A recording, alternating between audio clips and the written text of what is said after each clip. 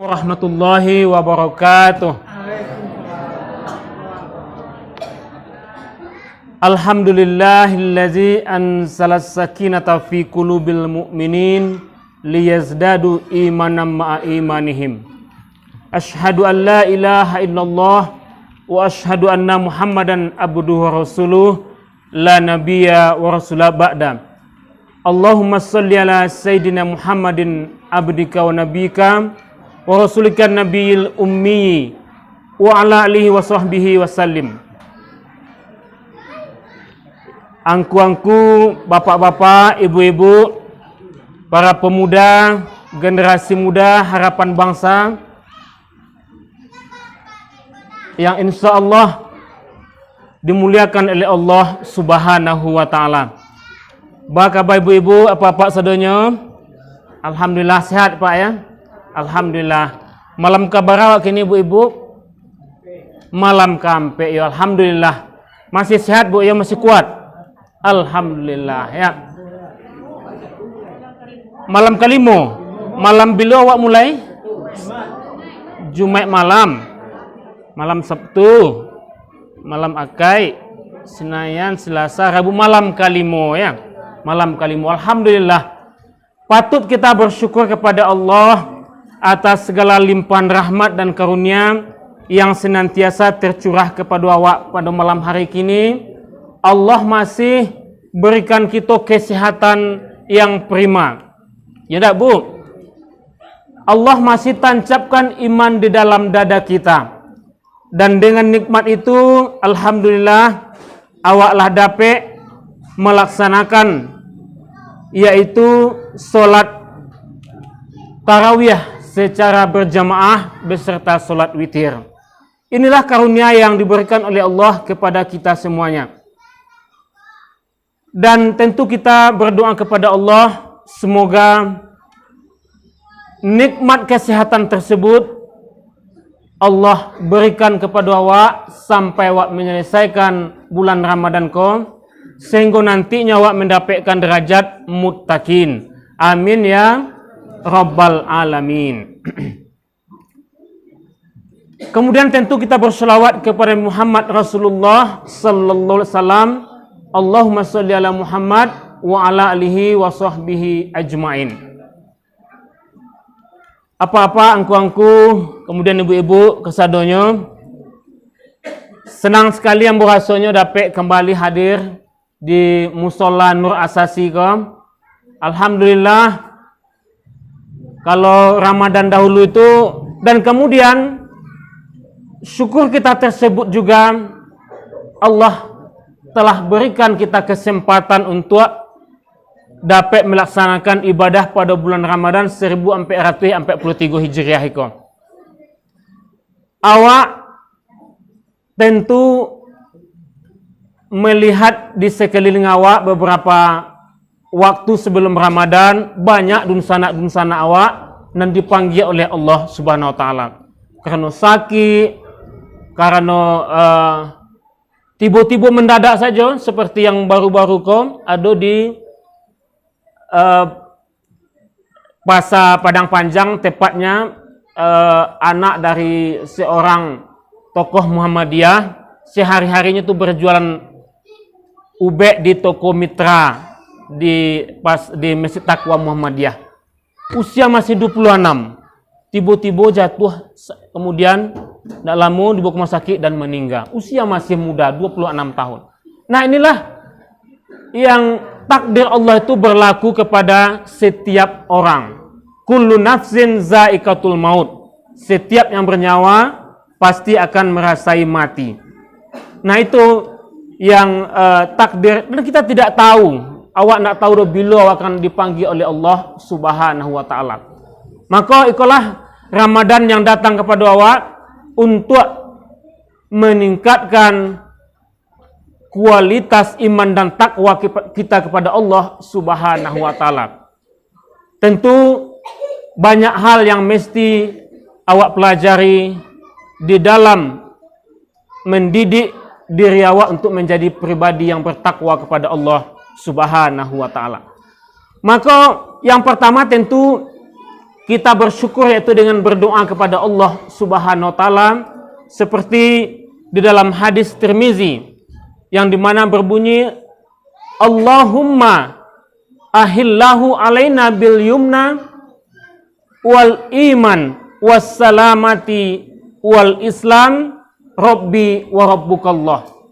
Nah, itu doa awak agar awak disampaikan oleh Allah sampai kepada penghujung Ramadan itu. Allahumma ahillahu alaina bil yumna wal iman was salamati wal islam rabbi wa rabbukallah. Itu doa awak. Apa makna dari doa awak tadi? Ya Allah, telah sampai hilal. Maksudnya telah masuk bulan Ramadan. Berilah kami yumna, keberkahan. Itu yang pertama. Awak ingin Allah berikan keberkahan kepada awak di bulan Ramadan itu. Kalau berkah itu maksudnya adalah kebaikan. Ya kan, bermanfaat. Ya enggak, Bu? Berkah, ya kan, saketeknya dapat rezeki tapi berkah. Banyak dapat awak menjual umpamanya awak panen di sawah ladang awak. Umpamanya kini lado kan mahal kok kan? Iya kan? Berapa kini sekilo, Bu, lado? 30 ya, alhamdulillah. Iya, 30 kan? Umpamanya awak bawa ke pasar dapat 100 kilo. Ya kan? 30 kali 100 lebih kurang 3 juta, Bu, ya. Iya, 3 juta. Kalau orang yang hemat ataupun pandai mengelola keuangan itu, insya Allah uang yang 3 juta itu gadang dapatnya. Dibalikannya untuk kebutuhan sehari-harinya, apakah itu mungkin kebutuhan pokok, ya kan, dan lain-lain, dan termasuk juga beko disimpannya sebahagian. Tetapi ada juga orang yang katakanlah penghasilannya itu banyak, umpamanya orang menjual oto itu kan. Jual oto. Sekali menjual oto tu dapat untung 5 juta. Enggak? Dapat untung 5 juta. Tapi kadang-kadang yang 5 juta tu sabantah saja habisnya.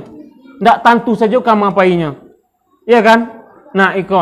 Jadi itu keberkahan. Walaupun sakete, tetapi bermanfaat. Ini yang berkah itu. Nah, inilah yang kita cari. Kita ingin Ramadan itu memberikan keberkahan, kebaikan kepada awak. Awak yang diberikan oleh Allah berkah, bermanfaat. Awak aja anak awak bawa ke surau, ke musola.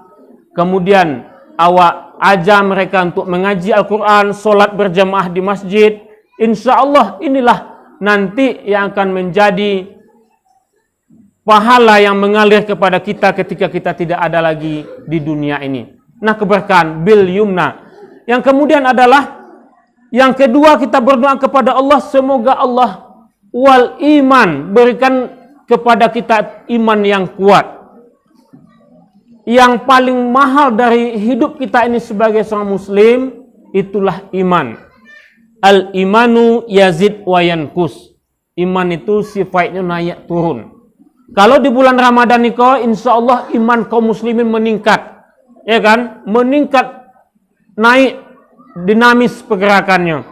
Tetapi kalau di bulan-bulan carai itu berfluktuatif, kadang-kadang sampai kepada titik nadir, sampai kepada bang paling bawah sekali.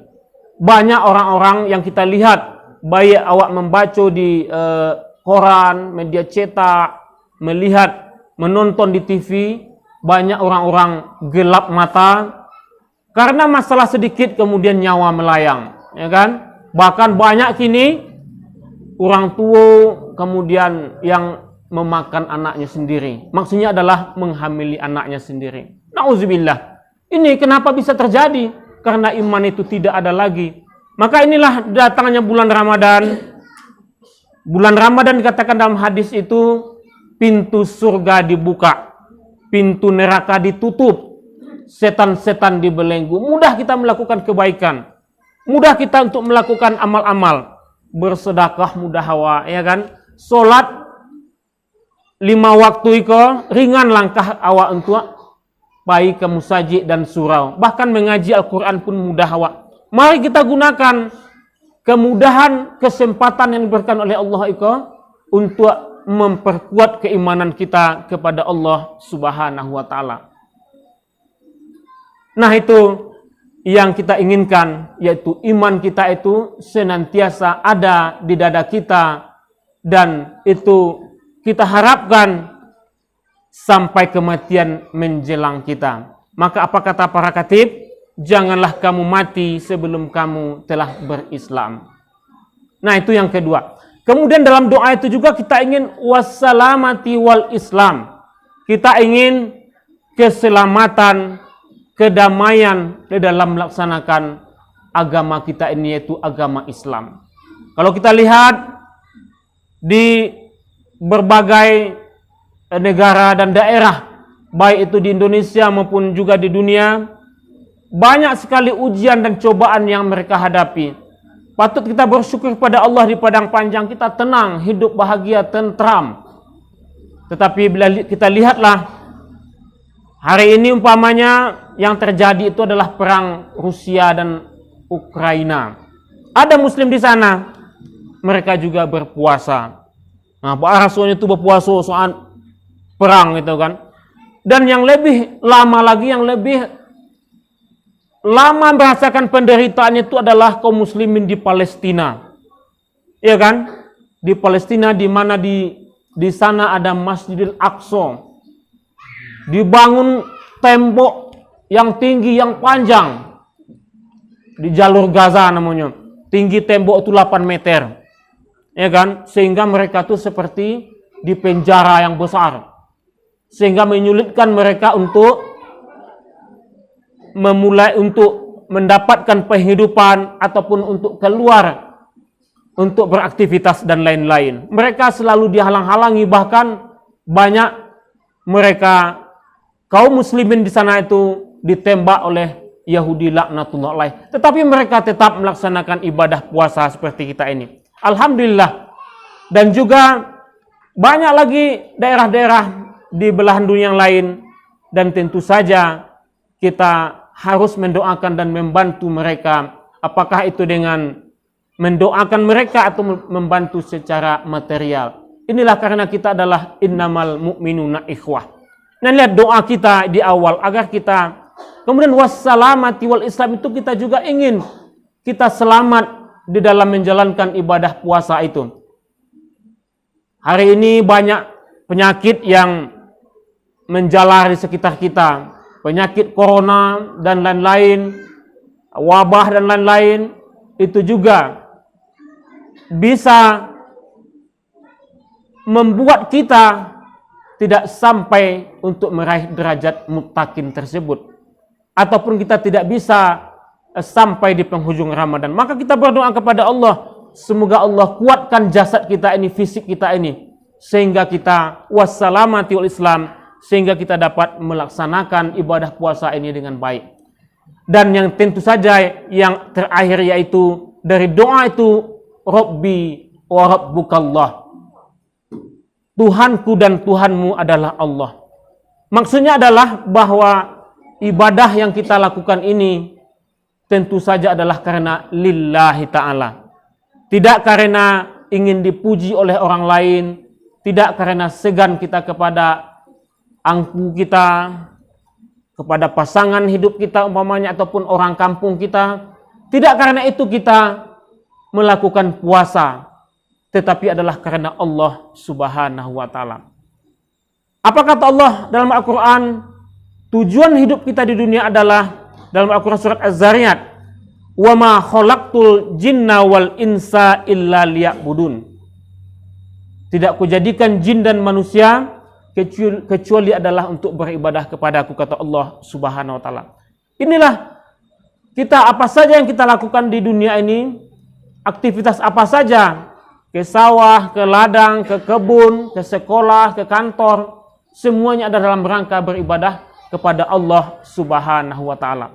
Maka ini Ramadan yang datang hari ini kepada kita patut kita syukuri dengan berdoa kepada Allah. Allahumma ahillahu alaina bil yumna wal imani wassalamati wal islam rabbi wa rabbukallah. Apa-apa ambo, kemudian angku-angku, ibu-ibu, sanak-sanak saudara-saudara yang kemudian tentu kita di dalam menapaki kehidupan ini, di dalam menjalankan berbagai aktivitas-aktivitas amal ibadah harian-harian kita, tentu banyak cobaan, banyak kendala dan rintangan yang kita hadapi. Apakah itu karena pekerjaan kita mencari kehidupan, mencari sesuap nasi?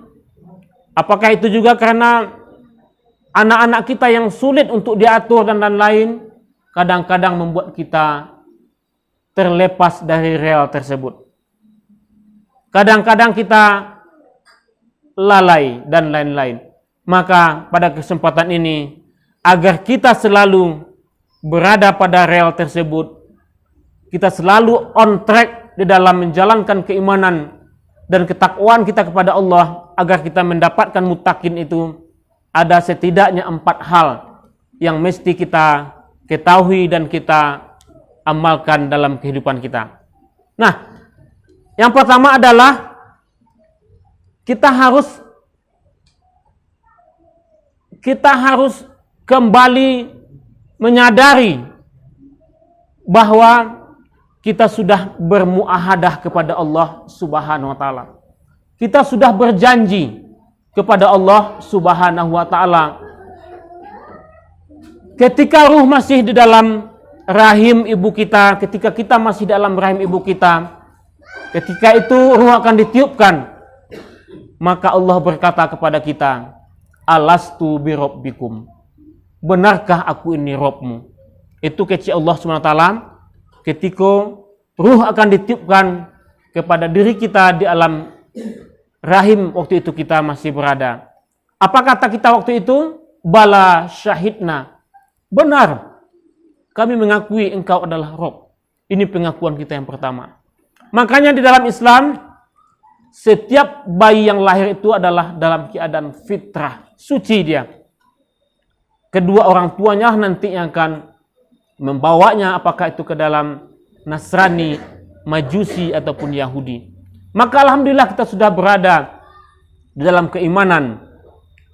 Kita sudah berislam dari lahir. Patut kita bersyukur kepada Allah Subhanahu wa taala. Ini janji kita kepada Allah. Kita adalah hamba Allah Subhanahu wa taala. Kemudian yang kedua adalah kita berjanji, mohon maaf Ibu.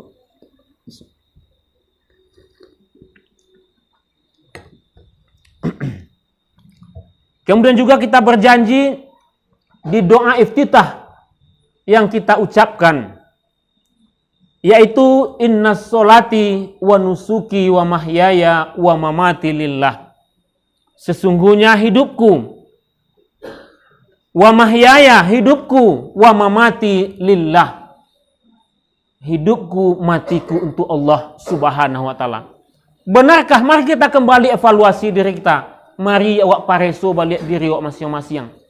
Iyo kah awak idui awak awak tujukan untuk Allah? Kalau yo idui awak awak tujukan untuk Allah, benarkah kegiatan-kegiatan, aktivitas kita, langkah kaki yang kita langkahkan, ayunan tangan yang kita ayunkan, ucapan kita, ya kan, mata awak nan melihat tiari, pendengaran awak, ya kan, apakah itu semuanya sudah kita luruskan kepada Allah Subhanahu wa taala? Tentu kita adalah makhluk yang doif, yang lemah, pasti banyak berbuat silaf dan salah. Kadang-kadang tak dorong tangan, tambiak barang yang tidak punya hak awak. Ya kan? Tak dorong ketika kita, ya namanya kita adalah makhluk yang lemah, doif. Kadang-kadang tak dorong muli awak, tak kecian menyakiti hati orang. Maka datanglah Ramadan ini untuk mensucikan kita. Maka inilah kemudian Ramadan, sangat sayang sekali Allah Subhanahu wa taala itu kepada kita. Nah, tentu kita di bulan puasa Ramadan ini, kita tidak ingin hanya menahan lapar dan haus saja. Apa kata Allah? Apa kata hadis Nabi? Kamin saimin laisa lahu min siyamihi illal ju' wal atos. Banyak orang yang berpuasa di bulan Ramadan tidak mendapatkan apa-apa kecuali lapar dan haus saja. Nah, tentu kita tidak ingin seperti itu. Dari tahunan dulu lah berpuasa. Ya kan, hari kini mungkin usia awak, kalau nan paling tua mungkin apa awak lah berapa ini Pak? Alat 60 apa? 70-an mungkin Pak ya. Iya. Berarti kalau umpamanya apa lah berpuasa dari usia katakanlah yang serius itu usia 20 tahun, kini usia 50 lah, kini usia 70 artinya lah 50 kali menjalani ibadah puasa. 50 kali. Atau kita umpamanya seperti saya, usia 42, 43 insyaallah bulan Desember besok. Sudah sekian puluh tahun menjalani, sudah sekian puluh kali menjalani ibadah puasa. Nah, tentu dari Ramadan ke Ramadan yang satu ke Ramadan yang lain, tentu kita ingin kualitasnya itu meningkat andaknya kualitasnya. Jangan hanya awak menahan lita dan menahan awih sajanya. Tentu awak ingin tingkatkan, awak ingin puasakan mulut awak. Kita ingin puasakan muncuang awak, mulut awak itu. Indak mengecian yang menyakitkan hati orang atau tidak bergibah menceritakan aib-aib orang lain. Ya kan? Kemudian juga tangan kita puasakan juga untuk tidak mengambil yang bukan hak kita. Walaupun kadang pucuk perancih kadangnya kan. Padahal ndawak menanamnya dia kan. Orangnya kadang-kadang bambi aja tuh kan. Nah itu. Untuk sayur beko babuku. Atau umpamanya ada namanya kok Japan gitu kan. Ya kan kadang memang dipagan tapi yang nanam ya orang gitu kan. Kadang-kadang lah tambia saja beko kan, walaupun memang itu kalau di kampung Ambo di Pasaman kalau durian musim durian itu apa itu kalau durian itu punya basamu, kalau ndak ada orang menunggunya doh berarti itu durian basamu namanya. Sia saja nan apa pai ke bawah batang tu dapat dia itu haknya punyanya. Nah model itulah sampai kini. Nah tetapi di dalam agama kita sebenarnya itu tidak boleh. Kan ada orang menanamnya tuh, ini di para orang kan. Nah seperti tadi, artinya kualitas kita itu ingin kita tingkatkan. Nah, tidak mengambil yang bukan hak kita, tidak kita langkahkan kaki kita ke tempat-tempat yang tidak diridai Allah Subhanahu Wa Taala. Mata awak ya menuju, mata awak puasakan juga, apalagi anak-anak muda generasi muda sekarang, generasi TikTok, ya kan? Generasi Instagram yang berjoget-joget saja nyebut, ya kan? Habis selfie sajanya kan. Di situ tuh banyak racun di situ, Bu. Ya kan? Instagram, ya kan? Facebook. Kadang-kadang buka itu lah lewat iklannya yang pakaiannya nauzubillah itu kan.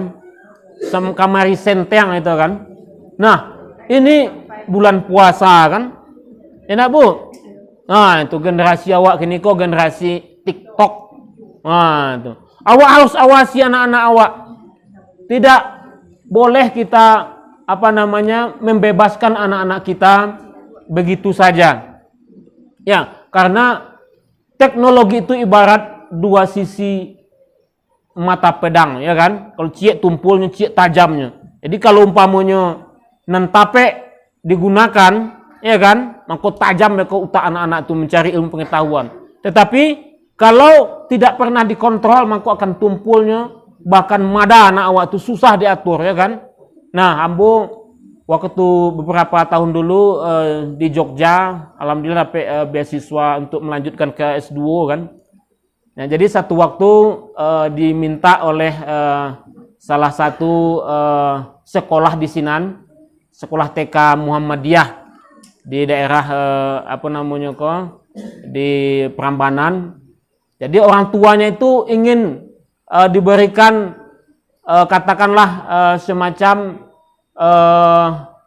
ceramah tentang bahaya gadget, bahaya handphone, gadget, internet dan lain-lain. Jadi yang browsing lah banyak dari pendapat-pendapat dari berbagai ahli-ahli psikolog, ahli-ahli teknologi dan lain-lain. Ternyata disimpulkanlah bahwa anak-anak yang usia 0 sampai 10 tahun itu tidak boleh awak agihkan handphone sebenarnya Bu.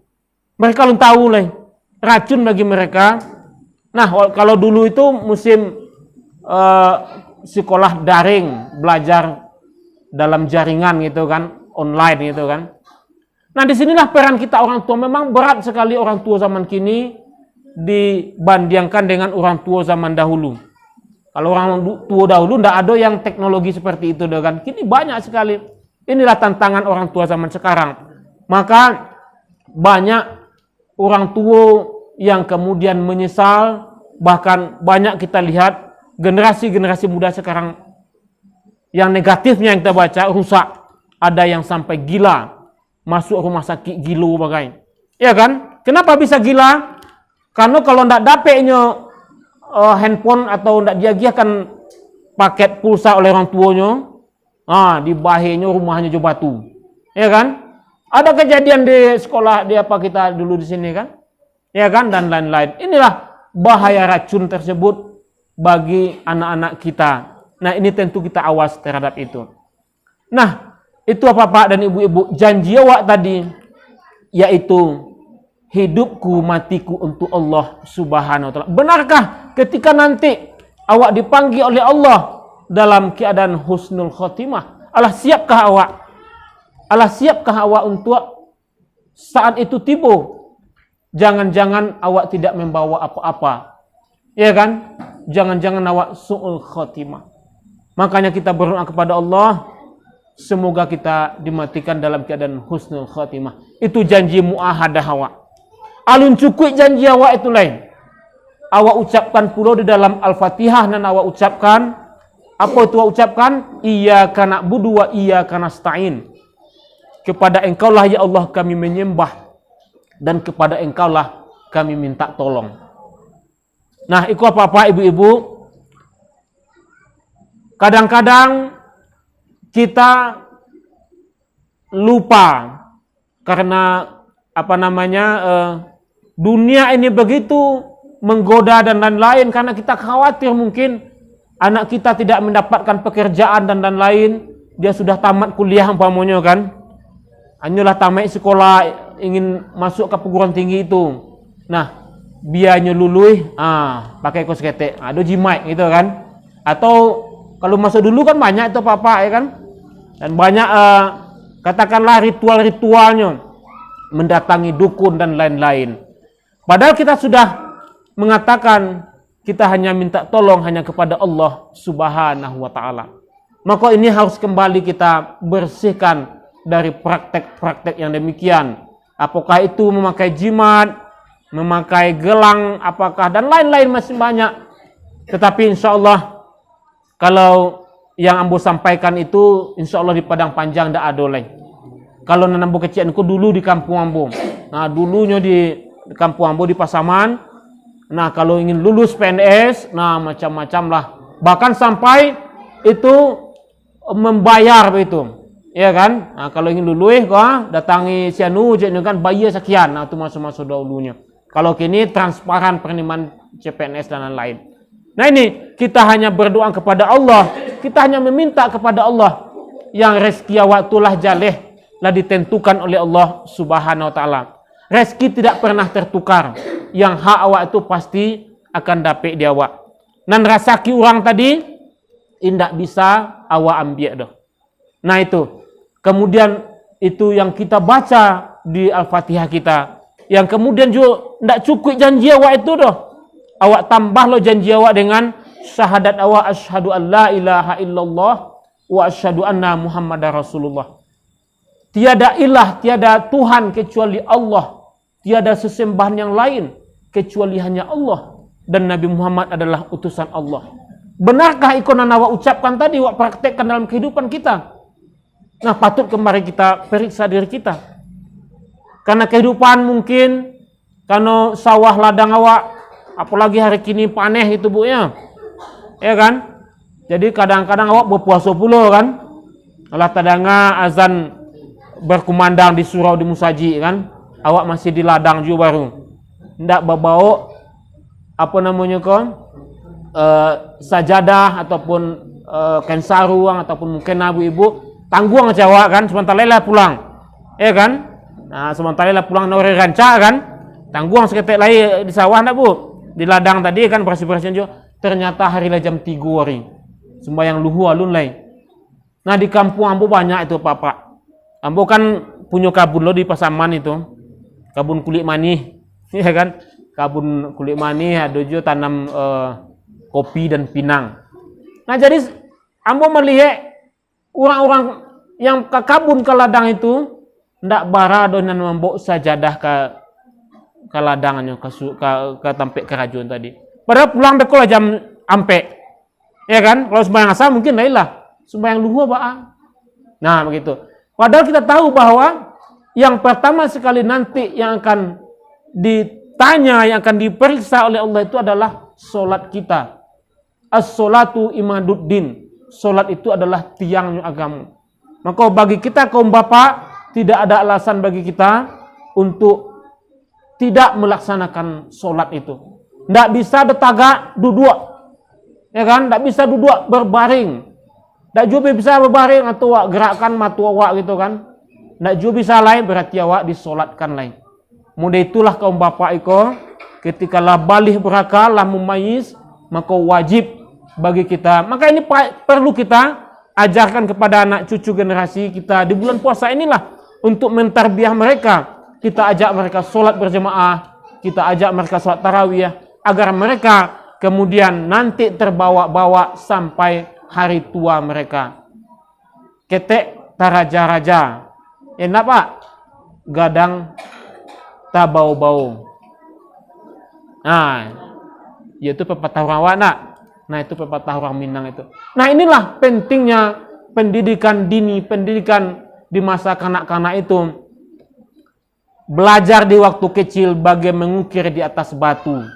Belajar di waktu dewasa ibarat mengukir di atas air. Benar kalau awak ajarkan pendidikan Islam, agama nan tape, iman yang kokoh, insya Allah itu akan membekas dan akan dipertahankannya sampai kematian menjemputnya. Kalau kini teknologi sangatlah canggih, sangat luar biasa sekali. Ciek saja awak sampaikan kepada anak awak, 3 dapat dinyo. Awak dia kan lah handphone ko ha, banyak dapat dinyo pada awak beko. Santiang-santiang anak-anak kini kan. Begitu luar biasa. Jadi kalau tentang teknologi itu mereka insya Allah pandai nanti sendirinya. Tetapi kalau untuk urusan agama itu harus dari dini, harus kareh awak kepada anak-anak awak agar mereka nantinya menjadi orang nan soleh dan solehan dan akan mendoakan awak ketika awak ndak ada nanti. Inilah anak-anak kita ini. Nah, inilah muahadah tadi, yaitu janji kita kepada Allah setidaknya 4 kali awak berjanji. 3 kali nan selalu ucapkan di dalam solat awak. Ketika doa iftitah, Al-Fatihah awak dan syahadat awak. Jadi kalau benarlah awak orang beriman, tentu kita akan ketika berjanji dia akan tepati. Bukan berjanji tetapi dia mungkir. Itu adalah orang ciri orang apa tuh Pak? Berjanjinya tapi mungkir ya. Nah, orang munafik kecil ibu. Itulah. Jadi awak tentu kembali awak periksa diri kita, evaluasi diri kita ini agar kita benar-benar menjadi pribadi yang bertakwa, beriman kepada Allah Subhanahu wa taala. Ini yang pertama, muahadah tadi. Ini janji agar kita bisa on track berjalan di rel agama Islam ini. Dan keduanya adalah apa-apa ibu-ibu, yaitu muraqabatullah. Muraqabah. Kalau kini banyak di musola, di musajid bagai CCTV, kamera CCTV. Kalau musola awal ada ibu ya. Nah, CCTV dipasang itu kan untuk melihat pergerakan orang-orang yang dicurigai. Nah, termasuk jamaah kan nampak itu. Kalau di musola kami di Tanah Pak Lambia, musola Sifak ada CCTV-nya situ. Ya kan? Di masjid kalau dia sudah pasti itu kan.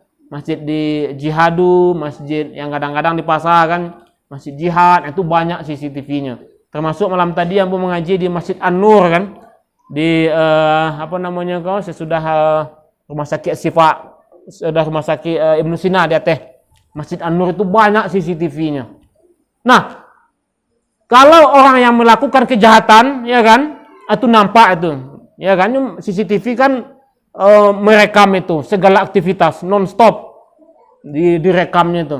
Kalau di musola Sifa itulah banyak kali kotak infak itu dibuka, dek tamu yang tidak diundang itu. Bahkan nampak di CCTV itu dibuka kan, bukanya jendela aja si patunya naik, dipijaknya apa awak kok, karpet awak kok. Itulah namanya tamu tidak diundang kan. Tapi orangnya tidak dapat, gitu kan, awak mencari saja. Nah, itu CCTV-nya manusia. Tetapi yang lebih canggih daripada itu, ya kan, CCTV Allah Subhanahu wa taala. Mencatat, ya kan, segala apa yang kita lakukan 24 jam, kama saja awak. Kalau CCTV tadi kan hanya fokusnya ke titik tertentu sajanya. Ke samping nak nampak ke belakang lah kan. Tapi kalau CCTV Allah kok hidup selalu, pai ke ladang, pai ke sawah, pai ke parak, pai ke pasar, pai ke sekolah, pai ke WC, ya kan? Bahkan pai ke gua sekalipun awak surang yang ada di situ, ada CCTV Allah Subhanahu wa taala yang senantiasa mencatat amal baik dan amal buruk kita. Itulah malaikat rakib dan atid namanya, mencatat amal baik dan amal buruk. Maka kalau setiap orang sadar, ya kan, ada CCTV Allah, pastinya akan berhati-hati di dalam berbuat, bertindak, pasti akan berhati-hatinya. Maka ada kisah di zaman Umar bin Khattab, seorang, tepatnya adalah satu keluarga yang sangat luar biasa, yang solehnya di zaman Umar bin Khattab. Jadi khalifah yang kedua itu sesudah Abu Bakar itu bernama Khalifah Umar bin Khattab. Beliau memerintah itu selama 10 tahun. Terkenal dengan keadilannya. Luar biasa Umar bin Khattab ini. Umar bin Khattab sangat luar biasa sekali. Bahkan di dalam buku 100 tokoh berpengaruh di dunia, karangan Michael H. Hart namanya, itu Nabi Muhammad adalah yang paling berpengaruh nomor 1. Kemudian sesudah itu ada tokoh-tokoh non-muslim. Kemudian sesudah itu 5 besarnya itu masuklah Umar bin Khattab. Dan itu luar biasanya Umar bin Khattab. Luar biasanya pada waktu itu Umar bin Khattab melakukan sidak lah tengah malam. Nah, kalau masuk-masuk ini itu kan sangat populer dengan turun ke lapangan itu, purba dan lain-lain. Nah, Khalifah Umar bin Khattab pada satu malam itu berjalan-jalannya mengelilingi rumah-rumah penduduk kaum muslimin. Ya kan, berjalan. Kemudian tidak lama sesudah itu terdengarlah percakapan di dalam satu rumah. Ketika dia berjalan, ya kan, ketika berjalan itu terdengar ada obrolan seorang ibu dan anaknya. Mengecek-ngecek seorang amak dengan anaknya. Apalah yang dibincangkan mereka, yaitu semacam agak bertengkar lah antara amak dan anakku. Apa kata amak tadi kepada anaknya? Nak, caknya, tolong ambil air, caknya.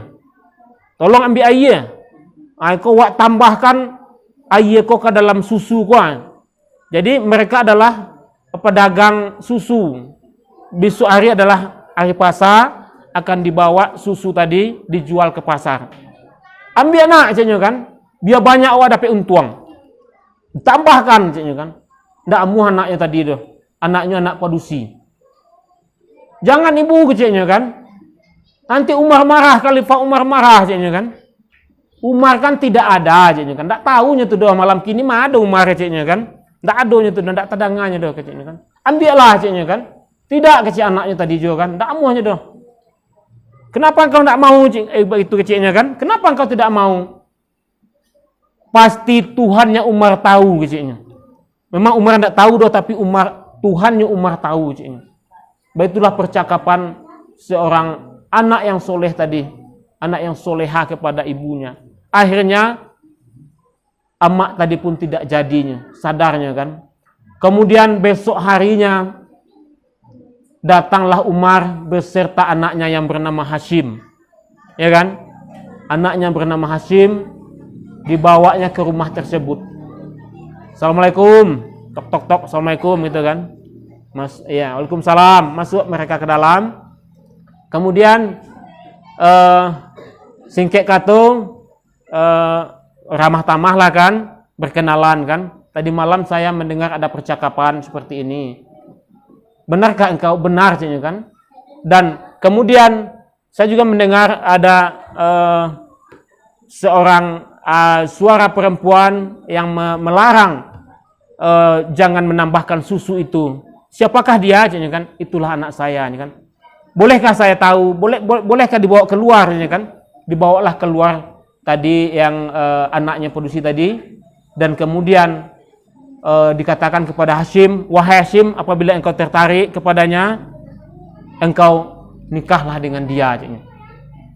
Dan kemudian Hashim pun menikah dengan seorang anak, seorang penjual susu tadi.